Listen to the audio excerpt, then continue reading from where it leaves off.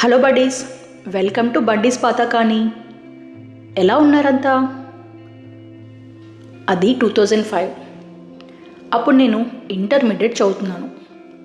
మా క్లాస్మేట్ ఒక అమ్మాయి చాలా అందంగా ఉండేది.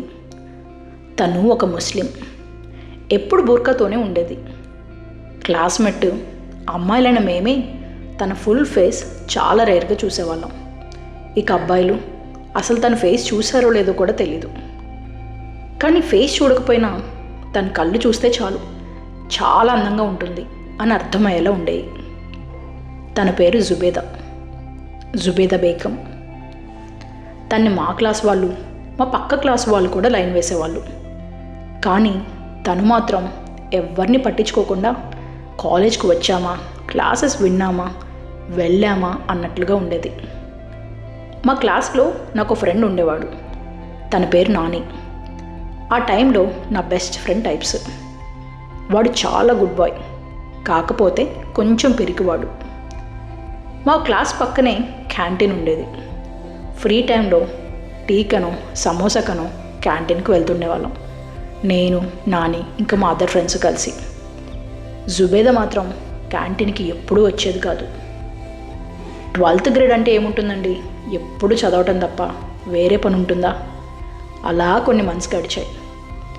సడన్గా ఒకరోజు మా క్యాంటీన్లో Zubeda tea and samosa order ఇచ్చింది. మా ముందున్న టేబుల్లోనే కూర్చుంది. తినడానికని బుర్కా తీసింది.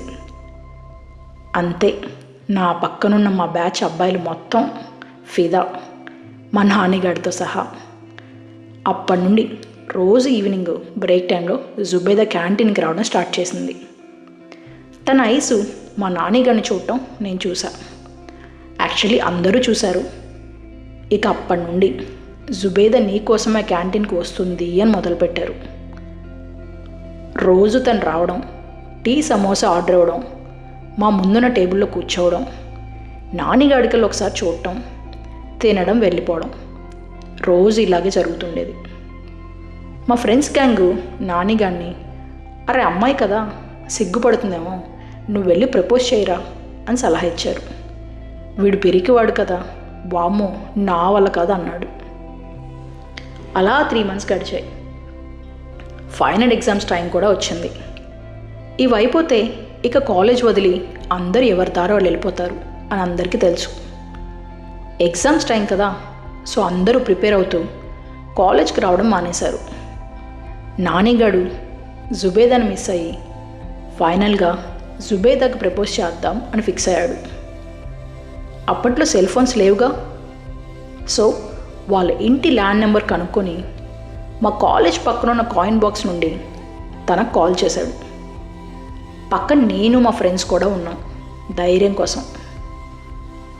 ఫస్ట్ కాల్ చేయగానే వాళ్ళ అమ్మ లిఫ్ట్ చేసింది.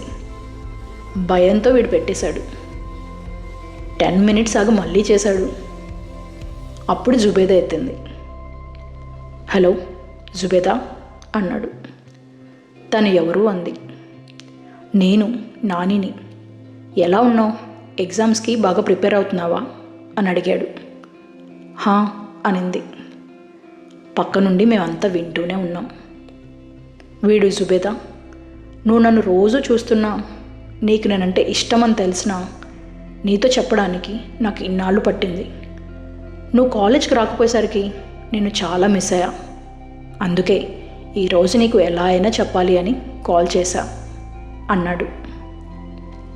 అప్పుడు జుబేదా, నాని, రోజు క్యాంటీన్కి వచ్చి చూసేది నిన్ను కాదు, నీ పక్కనున్న నీ ఫ్రెండ్ అనిరుద్ని. కొంచెం అనిరుద్ధ్ ల్యాండ్ నెంబర్ చెప్పవా అని అడిగింది. అంతే, మనోడు షాక్ అయ్యి ఫోన్ అలాగే వదిలేసి నడుస్తూ రూమ్కి వెళ్ళిపోయాడు. ఎలా ఉందండి మా ఫ్రెండ్ గారి లవ్ స్టోరీ? నచ్చితే సబ్స్క్రైబ్ చేయండి. మీ లైఫ్లో స్కూల్ డేస్లో కానీ కాలేజ్ డేస్లో కానీ జరిగిన ఇంట్రెస్టింగ్ స్టోరీస్ ఏమైనా ఉన్నాయా? ఉంటే మా కామెంట్ సెక్షన్లో షేర్ చేయండి. Thanks for listening. మీ గుండు.